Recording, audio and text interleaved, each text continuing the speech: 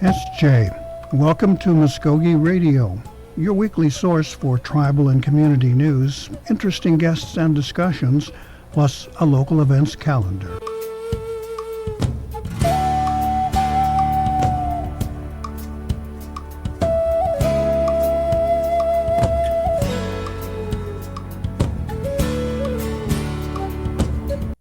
Of our guest, the tribal liaison person, Ann Townsend Edwards, to join us, and she just made it in. I presume the weather kind of slowed you down a little bit there. Just a little bit. Glad to be here. Good morning. Good morning. Okay, let's try this one again. All right, you're here with us. You're safe. Was your trip into work tough? Yeah, driving from 75 just south of Tulsa into Mulgee, the highways were pretty clear, but, we still used caution coming in. Me and my son drove in this morning, and so it was, there were still patches of ice, but the bridges seemed pretty clear and salted, so I was glad to be able to come into work. The last couple of days kind of gave me a little bit of cabin fever. Hadn't had that in a while. Well, I actually really enjoyed it. Yeah. Well, our original plan was to speak with you about your position as the tribal liaison. What's the correct title? It's the tribal liaison, yes. Yes, I got that one. Yeah. And let's just start off with for folks who aren't familiar with your mission. Mm-hmm. Why don't you describe what the tribal liaison does? Okay. Well, good morning, everyone. Again, he said my name, but I'm Ann Townsend Edwards, and I am the tribal liaison to the office of the principal chief, and I serve all of the citizens that reside outside reservation boundaries. So if you live in the state of Oklahoma and outside of reservation boundaries, I still am your advocate. If you live abroad in the United States, even across the ocean, I am your advocate. And so what I do is, when a lot of our citizens don't have access to services in the same way that people live here and around the reservation do, in that they don't know who to contact many times if they need help with a certain situation, or if there is even help to help accommodate their situation. And so I give them the best guidance that I can. I try to help provide information to bridge the gap in communication between the programs and those who live. The Mvskoke word is Hobe Abogat, those who live far off. And so that's how I refer to the citizens that I serve as Hobe Abogat, those who live far off. And so some of the things that we have been able to do, I have an assistant. Her name is Lori Lewis, and she has been very helpful to me so that I am not fielding all of these calls myself. But she has been very helpful to me in that when a citizen resides, say, out in California, and we don't have any services here, we begin to even find the area that they live in and call around to see what services may be available. Because I know, even if you live far off, there's that chance that you don't know which direction to go, or you might not know that service is available or that program is available. So we still try to do outreach and look and do some resource and referral services for the citizens, regardless of where they live. And a lot of people think that my job is that I should be living outside of reservation boundaries in order to be able to serve them. But I have lived outside of reservation boundaries. I did so for about 7 to 10 years, somewhere in that range. And so I know the disconnected feeling that these citizens have being away from their tribe. And some of them have a disconnected feeling, and they don't even know why they feel disconnected. And so I'm hoping that the work that I do in this position helps to bridge that gap in communication, for one, brings them closer to their culture, and creates more awareness for them. A lot of our citizens have never had the opportunity to attend a traditional Mvskoke church or a traditional ceremonial grounds ceremony. And so I have to look for creative ways because I have been raised in both the native church and ceremonial grounds, and I try to do share the culture in a very respectful way. You know, there are just some things that it's not appropriate for a woman to talk about. There are just some things that, you know, no matter how much I try to convince this person or that person this is how it should be, they can't get the full experience unless they go and see it for themselves. And so those are just some of the things that we do. And more recently, I just created, and it was just a very basic newsletter. But again, a lot of our citizens have not had any exposure to the language. They don't know even just some very basic words. So I started doing a newsletter, and we have an email distribution list that we've created. And so on the newsletter, I've just taken some very basic Muskogee sounds. I like to listen to Mahaya Becky from our Muskogee language program. Now, I grew up, she's known my family my whole life, and so she speaks the dialect that I was raised listening to. And so I'm very comfortable with her and how she speaks, and it's easy for me to pick up whenever I'm listening to her teaching, and I think it's for that reason because I've known her my whole life. But she says she doesn't like to call it the Muskogee alphabet because it's more Muskogee sounds. And so when I listen to what she says, it helps me to be able to convey what I want to teach to the citizens beyond the reservation. And so I always encourage all of the citizens beyond the reservation to reach out to our language program directly. A lot of times their problem is they're not able to attend classes because of the times that they're offered. And so I just try to bridge that gap and fill in some blanks and, you know, do a little here and there of what I can do. You know, I'm only one person. We have close to 97,000 or maybe a little over 97,000 citizens now. And I don't know, roughly, I would say 40,000 live outside of reservation boundaries. And so that's a lot of people for one person to to try to help manage. And so, but I've been doing it, and I try to stay connected as much as I possibly can. Let me ask you about citizens outside the reservation boundaries now. Obviously, California would be what we're talking about, and Oklahoma City. Mm-hmm. And I used to think parts of Tulsa, but I think most of Tulsa is in Creek County. But tell me, I was 40,000, and do you have a feel for where most of them might be? You know, they're in-state but not on reservation? Well, currently we're working with the citizenship office in, excuse me, Andrew Proctor, who works in the citizenship office, has been drawing us some heat maps, basically from his GIS program. And so we have a good idea. California is a big state. We have close to 5,000 citizens there. But Texas and California run neck and neck when it comes to numbers.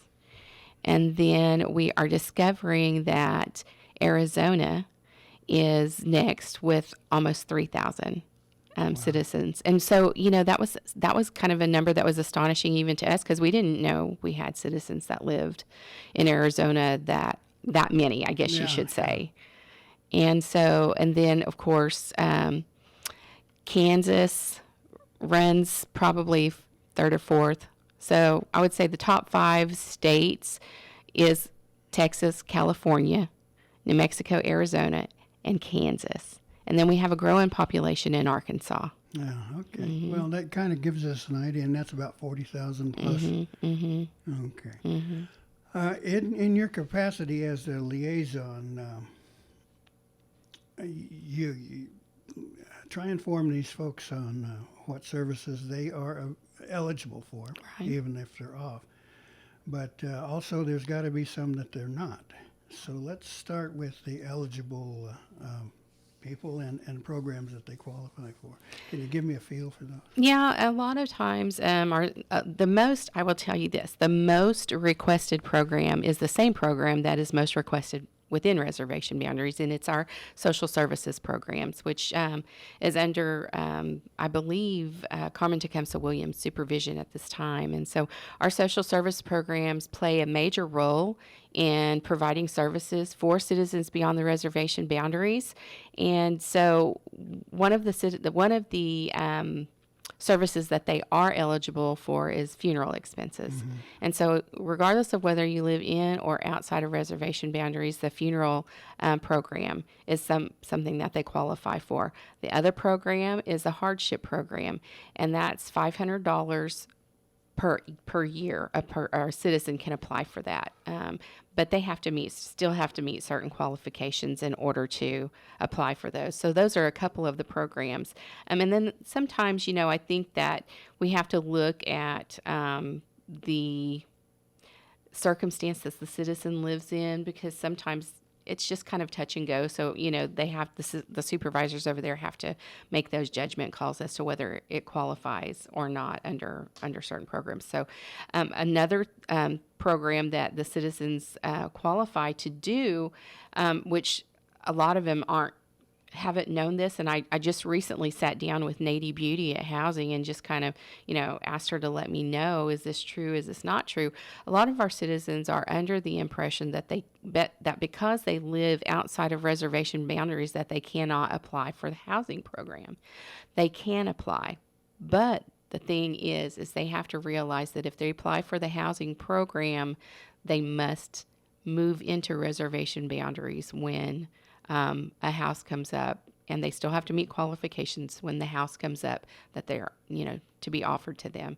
So if there are citizens that live outside of reservation boundaries and they've considered coming back into the reservation so that the tribe can help them more, or so that they can be closer to the culture, they are still eligible to do that.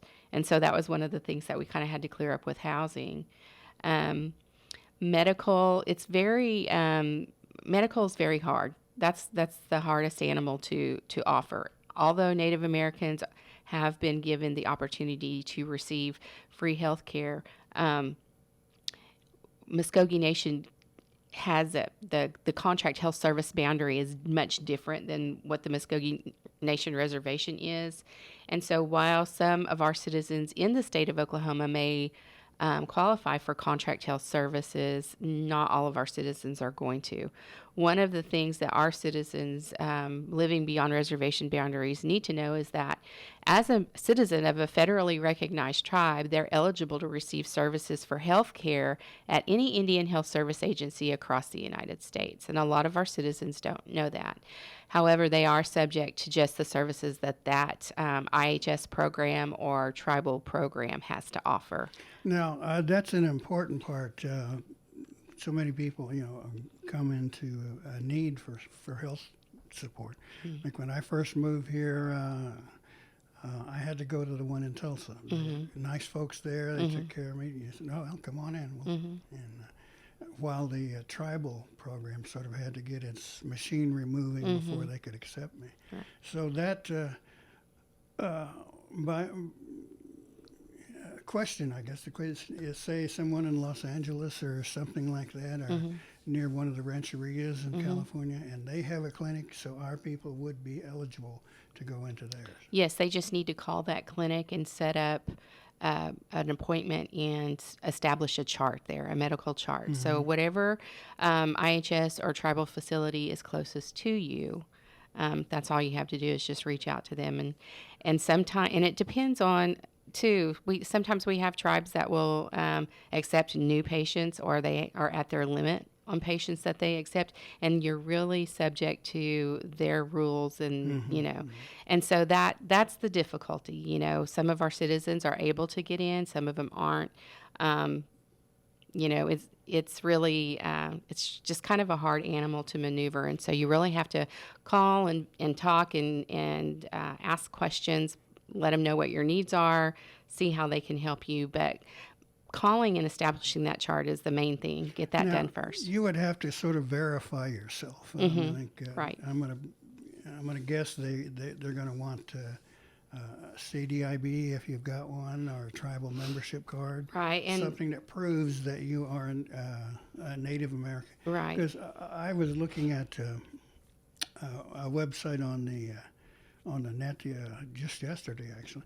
And one of the questions that popped up is, do all natives get free health care? I'm 164th Cherokee, and do I get free health care? And the answer was probably not, unless you can prove it, the Dawes rule or whatever. So that's pretty much the same case here. You got to be able to Right. not only say, I'm Indian, or my grandfather was. Right. Right. You must be an enrolled citizen of a federally recognized tribe in order to receive. You do have to provide that proof. You can't just walk in and say, look, I'm half Indian. You can tell my cheekbones are high, or I have the nose, the features, the dark features, or whatever. It's not that. You have to be an enrolled citizen of a federally recognized tribe to be able to do that. I've seen some of the most ridiculous things that would fall into the categories. Like, Right. The cheekbones always comes up. And one person said, "Yeah, I have a flat back." Okay, I'll have to laugh at that one because I've never heard that one before. Well, I did, and it was actually on Reservation Dogs that they were talking about. Bike tire being flatter than the Indian's backside. Anyway, let's move on now. As you go along, there got to be perhaps some folks who may come for advice or assistance or something like that don't qualify. That you can tell they're either obvious fakes or they don't have the paperwork. So what do you do in those situations? I just give them the best guidance I possibly can. If they don't have the proper paperwork, or if they're not even an enrolled citizen, first of all, I point them out to our citizenship office, because Nate Wilson, who is the manager over our citizenship program, is really, really good about working. He's got so much experience. And citizenship is an independent agency from our nation, so they don't necessarily have to. They're not governed by our tribe, I guess you could say. They're governed differently, and they operate under a board.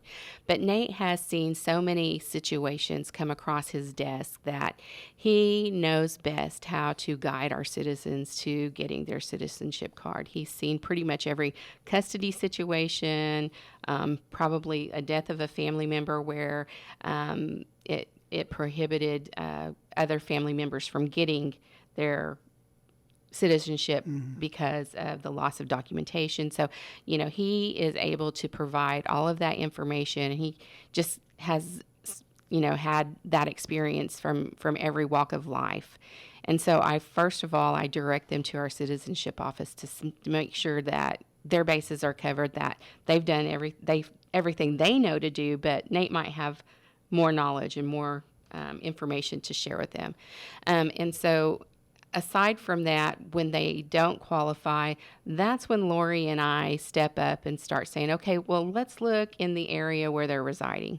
If it's in Oklahoma City, if it's in Arizona or California or Texas, we start looking at the Native American centers around there to see what services they have to offer. If they don't have any services that can help that person, then we go to the next. Maybe there's a community action program where they live, or there's just some type of charity or resource that they haven't been made aware of that we can direct them to get some type of assistance. We don't just leave the citizen, out there or to fend for themselves. We do try to go above and beyond and provide information and do resource and referral work. And that's just something that I don't like to do. I don't like to tell citizens no if it's within our means to be able to look and to search for an answer. And, if there's just nothing out there, then sometimes the opportunity comes that we do have to tell them no. But sometimes the answer isn't no. Sometimes it's just not right now. Sometimes it just means you have to get that citizenship card first before you're eligible for this program or that program. Do you run across, taking that question one step further, do you run across many, I don't know what would be an appropriate term, fakes or frauds, or people just trying to play the system? I mean, I've heard some pretty ridiculous things in my career. But Yeah. I mean, in my whole career working here at the Nation, I've served as a patient advocate for our health system. I've served as a victim advocate for our family violence prevention program. I've worked in cultural preservation as a reviewer, and now as the tribal liaison. And in every single position that I've held, I have had people from different walks of life who have just called. And one time I had a family who stated they lived in California, and a family member needed some type of, it was some type of outrageous surgery that I just was like, I'd never heard of it before, but I was just a patient advocate, not a medical professional. So I began to do the verification process with them because something just didn't feel right. But once I began to start asking for verification, they just didn't have it, and they quit communicating with me altogether. So the thing that didn't sit right was there are people out there who think that tribes are just rich and full of dollars to hand out. There's still people who think we get a monthly check from the Right. government. And they look for creative ways to take from the tribes. Right. And so while I'm just kind of I was born into this nation. I was raised traditionally. So to me, my tribe is more than just a dollar sign. And so when you do have people that call and just want money or want benefits or, information just on that, I try to also offer education on culture, because my biggest thing is now we're at almost 97,000 or a little over 97,000 citizens. With COVID hitting our nation so hardly, I really am fearful because of the education that our Mvskoke language program provides. I'm really fearful of the loss of our language. My mom passed away. She was a fluent speaker over a year ago. My aunts and my uncles have all gone on, and they were all fluent speakers. Now, I have an expanded vocabulary, but because of their disappearance from our family, we don't have anybody immediately to go to anymore that I can say, hey, Mom, if I need to, or hey, Uncle, or hey, Auntie, if I need to say this in Mvskoke, how would I do it? So I have that fear that our beautiful language is going to disappear, and it is in danger of that. So yeah.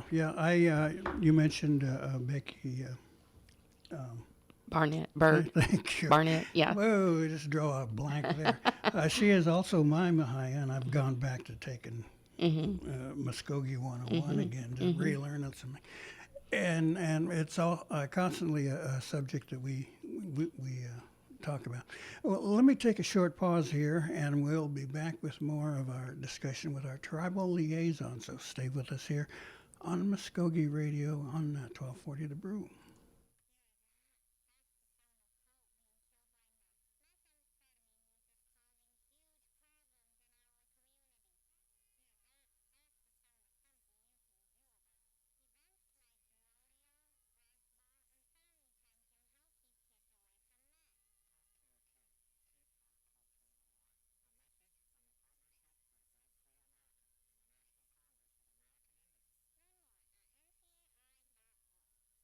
Okay, we are back here on Mvskoke Radio, here on The Brew in beautiful, chilly downtown Okmulgee.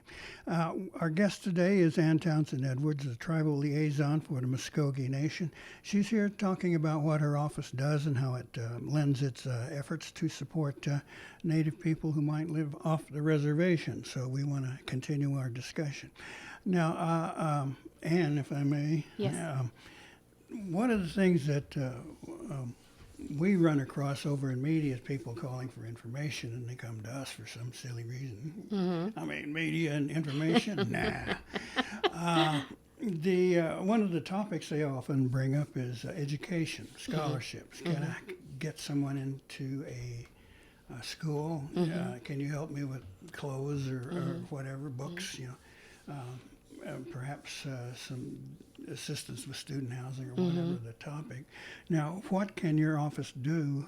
Or first of all, maybe I presume that you hear these kind of questions too. I do. I mean, there's probably not a question that I haven't been asked in the last year that I've been in this position. And higher education is one of the questions. And so what I do is I refer them to the scholarship program and I refer them to our higher education department because those programs are programs that serve our citizens no matter where you live in the United States. And so there are tribal incentive grants and there are BIA grants, and they're all supplemental to any federal funding that any of our citizens who are going into college can receive. And there's no age limit on that. And so, and recently, in recent years, I should say, and I'm working on finishing up my bachelor's now, I've taken advantage of them. So at my age, if I qualify, there are other people out there that do qualify. And so that's one of the questions that I get. So I do refer them. Pete Kozer is over the higher education program, and now the scholarship program Foundation, I believe. And recently I sat and had a meeting with Miss Kayla Harjo, who is our secretary over education, and she went over some proposals with us, and I'm getting ready to put a committee together with our citizens beyond the reservation, and I've recently sent out reminders for citizens that live beyond reservation boundaries to let me know. I want to create scholarships specifically for citizens that live beyond reservation boundaries. We have lots of scholarships out there that are funded for citizens if you've been in the military, or if you want to be a graphic artist, or if you are a child who's been a foster child. There's all kinds of different scholarships that are funded through our scholarship foundation.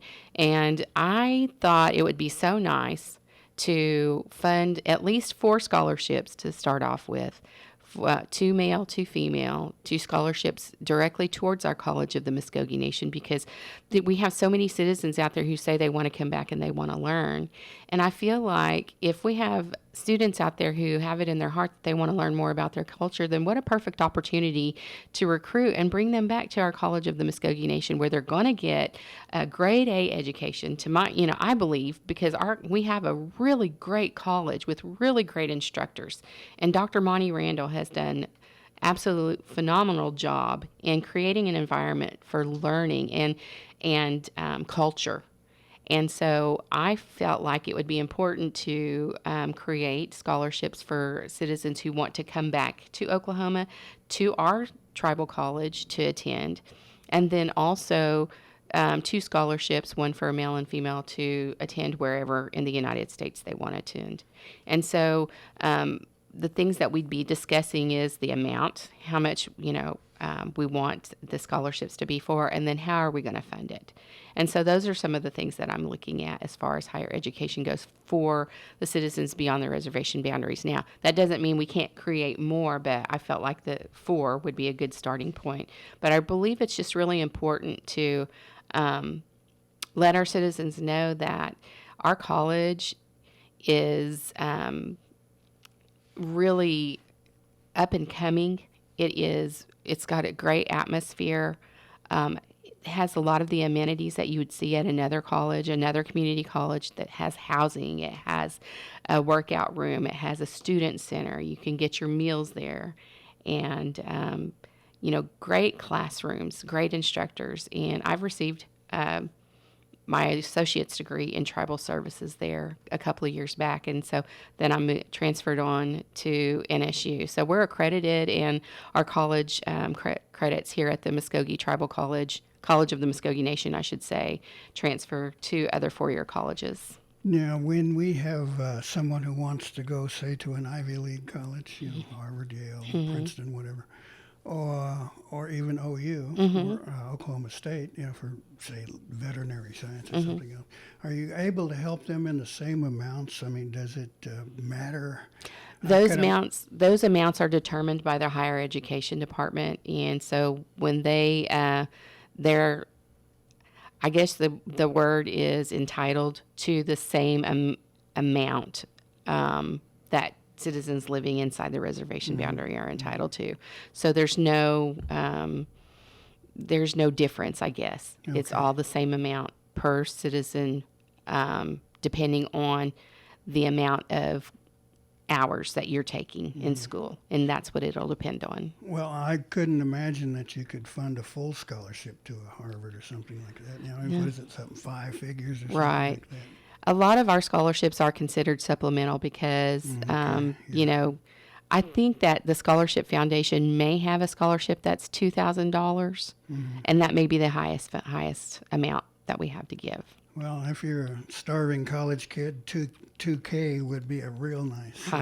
Right. Yeah. All right. Now, I presume you're going to have to turn some people down. You know, whether or not it's higher ed or more of a vocational. Does that make any difference?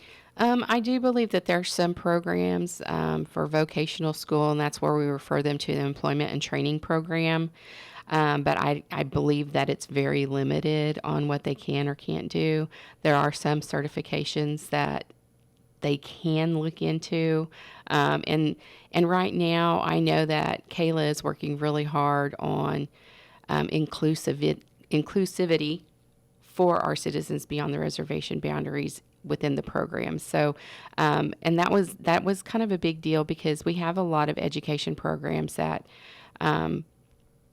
you know, they're federally funded, and so we can't take them outside of reservation boundaries, even especially for like our young kids and reading programs that, you know, while I really think that there is something that we can do, it's just going to take time and us working with other tribes maybe, and working with our government programs and our funding agencies to see how we can start including our citizens without, I guess, what they would call double dipping. So, yeah, there are those out there that wouldn't stop at something. Right. Let's talk a few minutes about some of the kind of social service, the everyday living kind of things. I know you don't run those programs, but Right. you know where do you fit in? We're talking things, of course, the hardship program, burial assistance, general assistance, and even school clothing for kids. So where do you fit in? What do you do? So, you know, a lot of times when the citizens have questions, I just let them know that these services are available.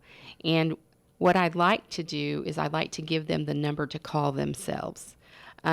I feel like I don't provide any benefit to the citizens if I do all the work for them, because then they don't get to know the tribe, they don't get to know the workers, they don't get to know the processes. So my best effort to get them to kind of bridge that gap in the communication is give them the information about the programs that I have available, give them the numbers to outreach to, and then ask them to call me back if they have any trouble or they don't hear back within a couple of days, to call me back. And then I sort of take it a little bit higher, which my supervisor is the chief directly himself. And so I can bridge that gap in communication, and I can go to the chief and I can say, hey, Chief Hill, you know, I'm kind of having an issue here. Is there any way we can have somebody reach out to this citizen? He will then go to that program manager, the department secretary, and actually he goes to both of them and relay that information, and just so that, you know, the information flows from the top of the chain of command to the bottom and back to the top. And so a lot of times, more recently, I know citizens get frustrated when social services doesn't pick up their phone, but they have to realize that that program is the program within the nation that is in the highest demand. So our social workers over there are constantly working on cases, or they're visiting with people, or they're processing paperwork. So if they don't answer the phone, it's important that you leave a name, number, and your situation with them. A lot of citizens don't do that. They call back and think, oh, they'll call back again in 5 minutes and get an answer. We have our social service workers are swamped day in and day out. And I don't think we give them a lot of credit for the work that they do, because they will, at the drop of a hat on the weekend when we have an emergency come up, will answer the call to an emergency call.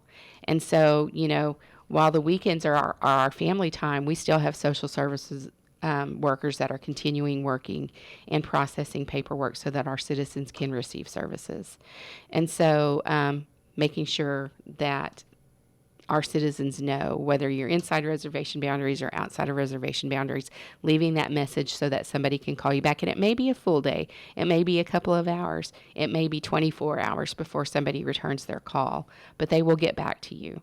And then, then if in 24 hours or 48 hours you don't hear back from somebody, call me and I'll make sure that I can get that information to a manager who knows that this citizen is waiting. They've had difficulty getting through, and we want to make sure that they get the services that they receive. Yeah. Is your office, your position, able to respond to emergency situations? Like, for instance, about a week or so ago, we had a citizen call in and said she got temporary housing because of natural disaster, but that program was ending. They were going to kick her out that afternoon. And she called us for help. I'm not sure. We're not miracle workers either, but we gave it to a reporter who followed up. Now, in that kind of situation, is something you can do, or what would your course of action be? Basically the same thing that I just told you, because we are only privy to the programs that we have available here at the nation. And if this citizen was to qualify for any programs, or we would refer them to those programs. If they were having trouble getting the information through or across, of course, we would talk to our Chief Hill and allow Chief to make the recommendation to somebody to please figure out what's going on, whichever department it concerned.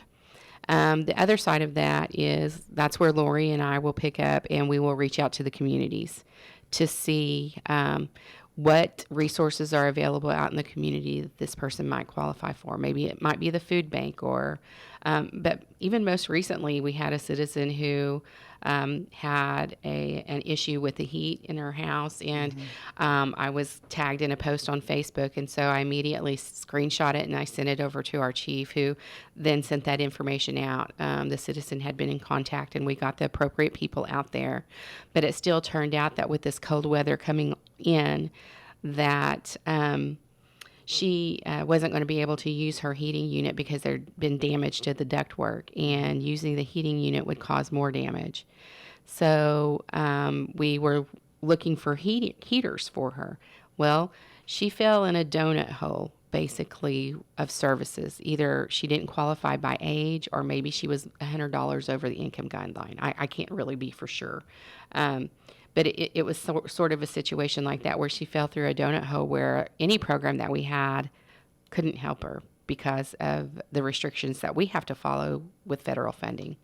So I reached out on my personal page and asked for donations if anybody had some heaters. And I did get 2 electric heaters donated to her. And she messaged me over the weekend and let me know she was staying warm. And so I was thankful to hear that, because a lot of times people don't understand that when we do work for our citizens that we don't care. They think we don't care, or we just, maybe that we act like the money just belongs to us or whatever, but we do care. And so it was nice to hear back that I was able to ask for donations on my personal page, and that somebody cared enough to reach out and say, hey, I have a heater she can use.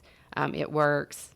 I'll just let her have it. So I was able to pick it up and meet her family down where she lives and donate the heaters to her. And I can't do that for everybody every time, but I will always try to go the extra mile. It doesn't cost me anything to be kind or do the extra thing or to be nice. And so, but I want citizens to know that the employees at the nation do care. We just don't always have it in our power to wave a magic wand and make problems go away. We have guidelines and rules that we have to follow. Right, particularly with federal funds. Exactly. You take federal money, you play by federal rules. Right. And some people can't understand that. Right. Others, I've run across a few who thought the tribe was just there for handouts. Right. And so hand it out, give me money, give me whatever.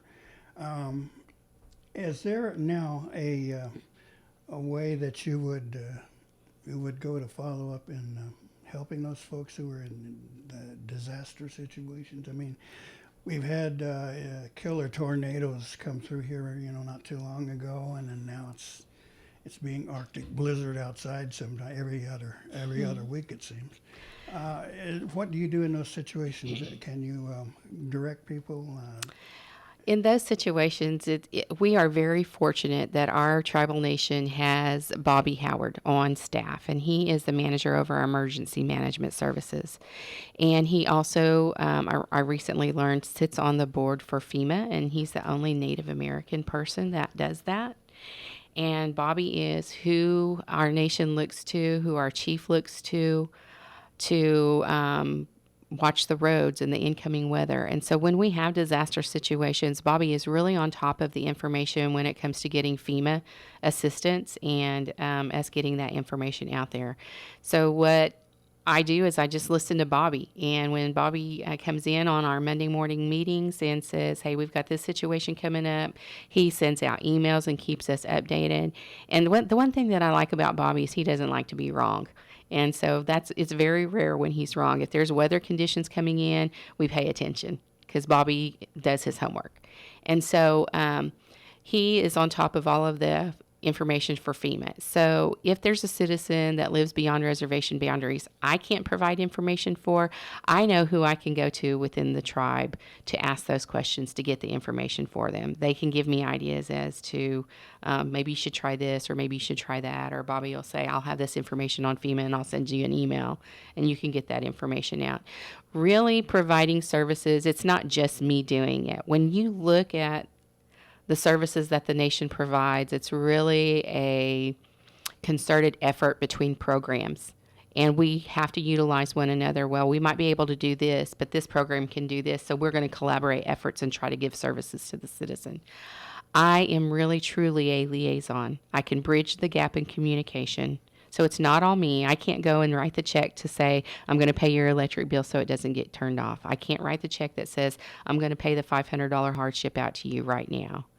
But it's a concerted effort. I can break through the barriers in communication because I know the people that are working in these programs. I feel like I have a good working relationship with them. And I communicate. Denise Hanawa, Aaron Saltzman from Social Services, both good resources to work with, you know. So Bobby Howard, Emergency Management. I could go on listing a names of people that I work with, but it's a concerted effort between departments when we have tragic situations that our families have to go through to get services to them. And so it's a partnership between all of us. Let me go back to that.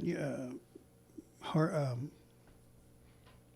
to describe when people suffer losses and things like that. One of the programs that you kind of look at is burial assistance. That seems kind of a tragic subject to discuss, but what can you do if someone calls for help there? Really and truly, it's the same process. I will take calls even on weekends. I check my phone often. If it's not an emergency, I allow myself to have that break time. But if it's an emergency and we have a citizen who's panicking and they just don't know what to do, they've lost a family member. I can remember I had a citizen who contacted me that their family member went in for surgery that morning. They were expecting a good outcome, and she lost her brother on the surgery table. So she just was at a loss, didn't know what to do. And so that's where I come in and I find out these are the program guidelines. This is the number that you need to call, and you have to be the one to call in. This is the information they're going to ask for you to provide.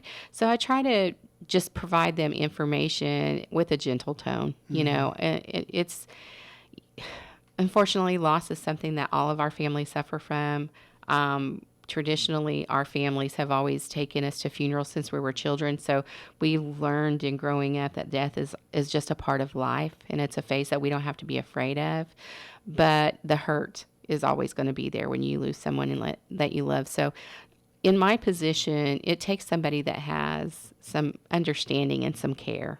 And so always in situations like that, you want to be understanding, caring. You don't want to come off as crass, you know. And so I just try to provide that information to them and let them know that there's nothing that can be done right now. But first thing Monday morning, or, you know, it might be close to 5. There's nothing that can be done right now. But I promise you I will get back with you in the morning. I often call to follow up with citizens to see if they're getting information that they need, just because it's a difficult time. And there are times where, oh, I forgot to check on this because I was in such a rush to do something else for this situation. So I often follow up and say, did you feel like you got the answers that you needed? What more can I do to help? If you can think of anything else, don't hesitate to call me back, because I am that bridge in communication, and I want them to know I don't normally make promises that I can't keep. And even if the answer is something that they don't want to hear, I still call them back with an answer, because the other side of that is you never want to leave a citizen not knowing. Right. So I guess one of your tasks then is to put a human face on this service rather than a bureaucrat. Right. You mentioned a couple of times kind of a cultural aspect and education or exposure. What do you and your assistant do in terms of culture? Now, you said you spoke some Mvskoke and were familiar with the way people put their faith in a creator. How does that fit into what you do, and is it called on many times? I mean, an elder is speaking Mvskoke and not real good in English, or, does that come up? Fortunately, I can understand some Mvskoke more than I can speak, so I learn to listen and try to pick up on words. I've not had a situation where an elder has just spoken. They've always had some interpreter with them or a family member speaking for them. As far as culture, well, our program is lucky, and fortunately, this year our program got its own budget. We used to operate out of the chief's budget, and allowing the National Council approved our budget, and allowing us to have our own program budget allows me to create a program. And so eventually I want to be able to hire a outreach and cultural specialist that will focus just on cultural programs. Right now, when we do our outreaches, we try to provide cultural information to citizens and bring culture to the outreaches, something for all of the family members to learn about. I'm fortunate that Mvskoke Media has the vault that we're able to open up and play YouTube videos from times past, watching our nation grow. I offer culture in that way when we go to these outreaches. Our language program comes and participates in our outreaches. So they bring their language packets, the games and the color sheets and the sounds, the Mvskoke sounds. All of that is out there. And so I'm wanting to build on those programs that we offer and help to put more cultural activities out there. And so now that I have my own budget, I'm looking to move towards creating some programs that will help with. And also your responsibilities that go with the usage of that money. Let me ask you a totally ridiculous question here. Have you been watching Reservation Dogs? I have, yes. Oh, God, that's good. In their first episode or so, they had a section where the young kids were going to see an uncle. And when they got to his place, there was a stuffed owl up in a tree. And when the camera panned across it, it put, the blackout bars across the owl's eyes, but also the kids, too. When they ran up to the house, they were covering their faces. Now, as I say, it sounds ridiculous, but it struck me as being, that's important. There's a sensitivity to beliefs and traditions there, and an ability to have a little fun with it. So, does your cultural consideration really go that far? Yes, it does. Native humor is fun, and it's funny, and I love it. And but in my family, I was always taught there's a time to laugh and there's a time to be serious. And so my grandfather, my grandmother was married to my grandfather, Albert Gatch, who was a Hulashaya, well respected in his time. On my grandmother's side, my grandmother, my great-grandfather's, my grandmother's father, my great-grandfather, his name is Chyler Spaniard. He was also Hilashaya. So on both sides of my family, we had that sacredness there, and we were taught to respect it. And so I've always been told Native American people have always been close to nature. And you have those people out there that are like, oh, I wish you light and I wish you love and the wind blows and it sent me a message and, all of Lift those my things. spirit high. Right. Some of that romantic silliness. You get those people out there who that is their idea of spirituality. But having been raised in the traditional family that I was raised in, we're close to nature, and nature provides us the signs that we need to give us messages. Owls happen to be one of them. And while it can be alarming to hear or see an owl, it's a message. And so we're taught what to do traditionally when we see those things. And so, but because of my traditional upbringing, my spirit's telling me right now, you kind of veer away from this conversation. But what I will say is I have respect for those conversations, and I have respect for our traditions and our tribal culture. And so I try to hold that respect with the utmost sacredness that I possibly can. To another extent, I am a more modernized. Okay. Ann Townsend Edwards, please now. Hopefully our conversation will generate some questions and interest in working with you. So how would people get in touch with you? Yes, and so we have an email address that we've created for the program. It's beyondthereservation@MvskokeNation.com, and there's no spaces, no capitals. It's just beyondthereservation@MvskokeNation.com. Anybody can email me there. You can also reach out and call my office. Lori's phone number is 918-732-7613. She's my assistant, and she helps with everything that I do. My extension is 918-549-2709. If I don't answer, Lori will be the one picking up my phone calls.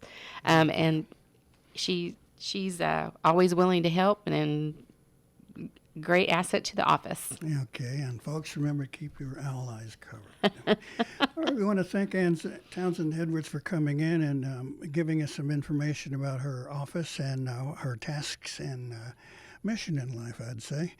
We want to thank you for making time to come down in this silly weather here. Okay, we're going to wrap it up here and remind you there is a Veterans Benefit Conference coming up February 4th, so check it out.